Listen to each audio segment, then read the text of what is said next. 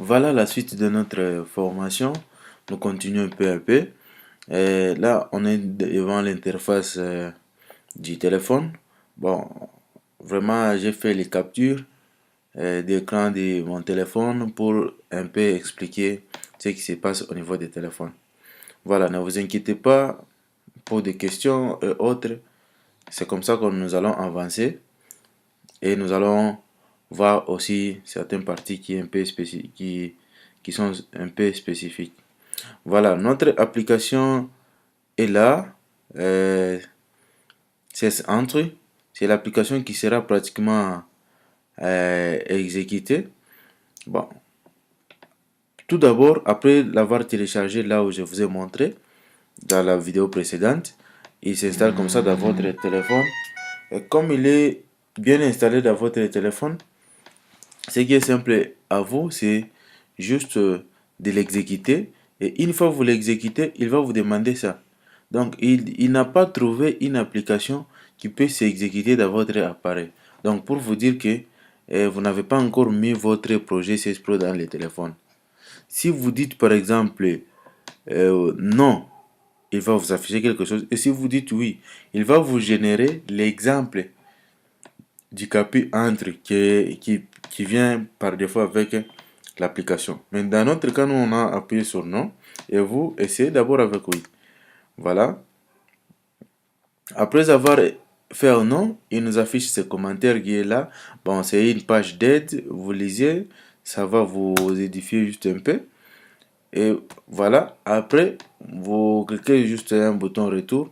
Vous avez l'application là où il n'y a rien. Il n'y a aucune application de saisie. Ne vous inquiétez pas, c'est à vous maintenant de prendre l'application que nous avions fait et aller la placer dans le téléphone. Voilà, vous ouvrez la carte de mémoire ou bien votre stockage du téléphone. Vous venez à ce niveau, sous ce logiciel, sous ce dossier-là. Cesse entre. Donc vous ouvrez cesse entre. Après avoir ouvert cesse entre, vous allez placer vos fichiers là-bas, dans ces centres. Vous voyez, les schémas mémoire de stockage, là c'est mémoire interne, c'est centre. Et moi, j'ai placé mes deux fichiers là. C'est les fichiers PEN et les fichiers PPF. Voilà, on vous a expliqué déjà ces fichiers. Vous les laissez dans le téléphone. Après les laisser dans le téléphone, vous allez vous retrouver encore devant votre écran pour lancer carrément l'application. Et quand vous vous lancez l'application, directement, on prend le nom du pen qui était dans le téléphone, il est là. Et quand vous le lancez, pratiquement, vous verrez que on vous demande commencer un nouveau questionnaire parce qu'il n'y a rien. Et vous voyez là-bas, ce que je vous avais promis, c'est le nom de votre fichier .pen. Et là, vous pouvez ajouter des questions comme vous voulez, mais en cliquant là-bas, on se retrouve devant un tout nouveau questionnaire. Voilà, je vous avais dit sur, sur ça. Je vous avais dit sur ça. Les questions vont rester là. On va appuyer sur ce bouton. Dans l'exemple qu'on vous a montré là, c'est très simple, très très simple. On a, on a essayé, euh, on a essayé de montrer comment saisir carrément un nom. Comment saisir un nom. Et voilà, on saisit par exemple le nom Pogba. Et puis on passe, vous voyez, le nom apparaît directement à ce niveau-là. Après avoir le nom, après que le nom soit apparu là, vous voyez, en appuyant sur ce bouton-là, on revoit tous les questionnaires, comment il a été saisi, l'époque est là. Donc c'est ce que nous avions expliqué avec les images de la vidéo passée. Ok. Maintenant pour la suite, pour exporter les données vers SPSS, là c'est très simple. Vous êtes là, la première des choses c'est aller dans Tools. Vous voyez, il y a plusieurs options là. Et il y a aussi Export Data. Export Data, voilà. Voilà, notre Export Data, il nous propose déjà les dictionnaires. Donc quand vous exporter les données, vous devez tout d'abord sélectionner les dictionnaires des données qui vous intéressent. Comme celui-là, nous les sélectionnons. Après avoir sélectionné, on vous donne tous les indicateurs que vous aviez mis dans votre dictionnaire de données. Vous pouvez sélectionner quelques-uns et laisser les autres selon vos besoins. Ou sinon, vous pouvez tout simplement tout sélectionner. Tout sans rien laisser, j'ai dit. Vous pouvez tout sélectionner. Et quand vous sélectionnez tout, vous devez tirer attention à ce niveau. Vous pouvez exporter vos données sous format CESPO Data. Vous pouvez exporter vos données sous format SPSS, SAS, Stata, R, et puis SPSS Data au moment de temps. Voilà, mais nous on va se focaliser tout simplement là. C'est l'unique opération qu'il vous faut. Et puis vous venez là, exécuter. Après avoir exécuté, on va vous demander les Select CESPO Data File. Vous sélectionnez les fichiers de données. Donc les données que vous avez saisies là, voilà, c'est au format texte. Bon, moi je prends celui-là. Et quand je l'ouvre, on vous demande où est-ce que vous allez exporter. Donc on va exporter ça dans User Dev Desktop CESPO. Ça c'est le chemin. Et si je suis ce chemin là, c'est ici au bureau. J'ouvre CESPO. Et puis j'ouvre DIC. On va exporter ça ici. Tout de même, comme c'est l'exportation, moi je peux le mettre même là. Même là. Toutefois, en enlevant ce qui est là pour que ça ne gêne personne. Ok, je viendrai le mettre là. Comme c'est vide, je viens ici. Je sélectionne là. Je rentre. Je prends un résultat. Et l'exportation, je laisse là en anglais comme export. Ce fichier n'existe pas, je l'ai créé.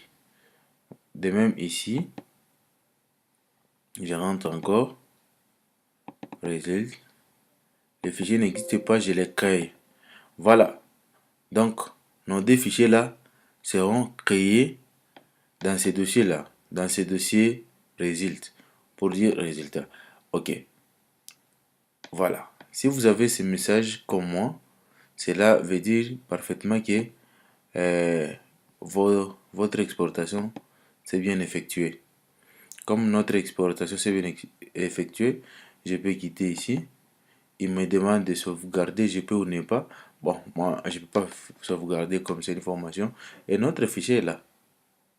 Vous voyez, il prend déjà l'extension de SPSS. Ici, c'est un fichier de syntaxe XPSS. Comme c'est un fichier de syntaxe XPSS, il faut l'exécuter. Voilà. Pour l'exécuter, d'abord, il faut avoir SPSS sur votre machine. Moi, je suis de la statistique. J'ai déjà mon SPSS sur la machine. Ok. Je lance SPSS. Lance. Et vous-même, vous voyez combien de temps ça peut nous prendre. Il se lance comme ça. Ne vous gênez pas. Vous voyez, il lance rien que les syntaxes. Rien que les syntaxes. Et puis, les fichiers de données. L'affichage de données, c'est là. SPSS, l'affichage de données, c'est là. Il n'y a rien. Il n'y a rien à l'intérieur. Comme vous venez de voir, il n'y a rien.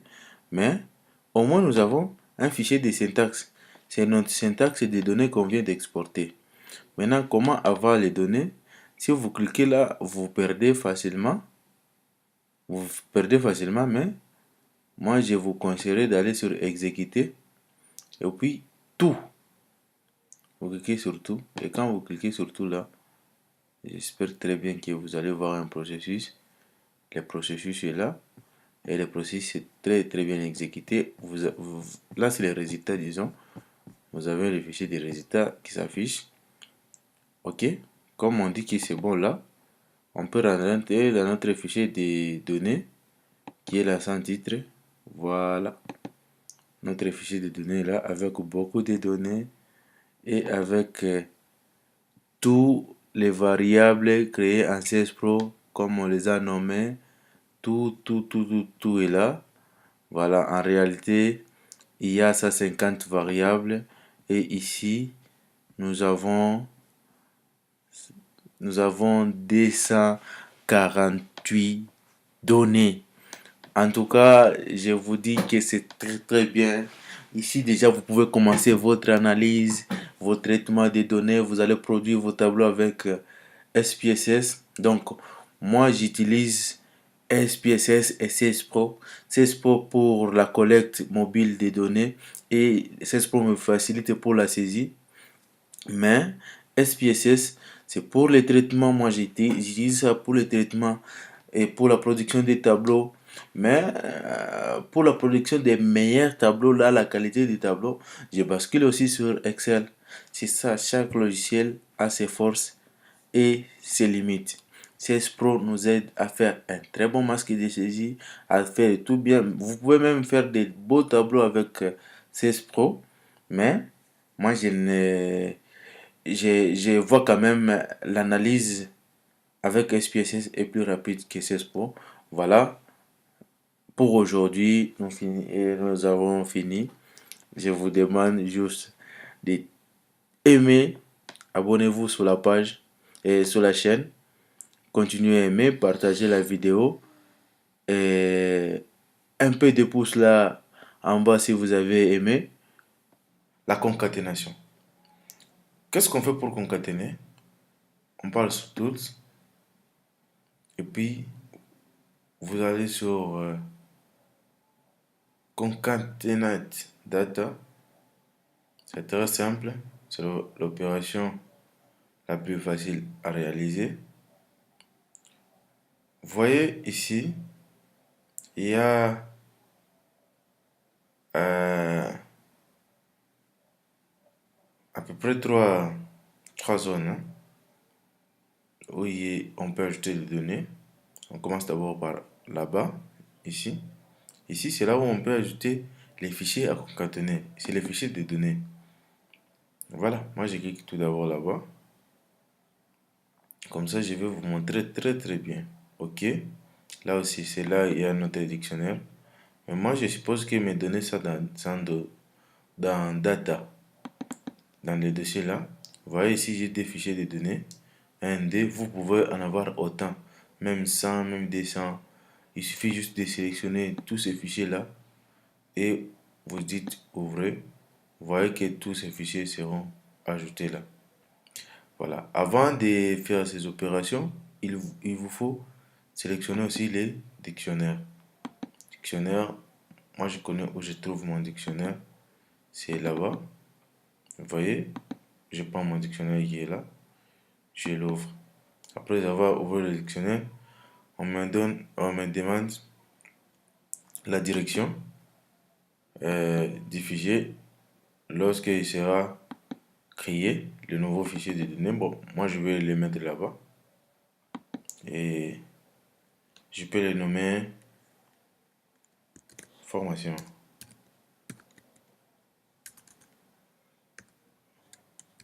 Voilà, je le nomme formation. Voilà. Et là, ça sera très simple. Une fois cliqué sur Run là, vous voyez concatenate complete. C'est déjà fini. Donc vous aurez déjà votre fichier. Là, on vous dit que c'est déjà très bon. C'est déjà fini, vous avez votre fichier de données. Et c'est ce fichier-là que vous pouvez l'exporter. Il est où? Il doit être là. Voilà. Voilà. Notre conquête est là. Donc, et vous pouvez l'utiliser comme on l'a utilisé pour, vous voyez, file data. Vous pouvez l'utiliser comme on a fait pour exporter les en SPSS comme on a fait avec ceci. C'est ce qu'on peut faire à ce niveau-là.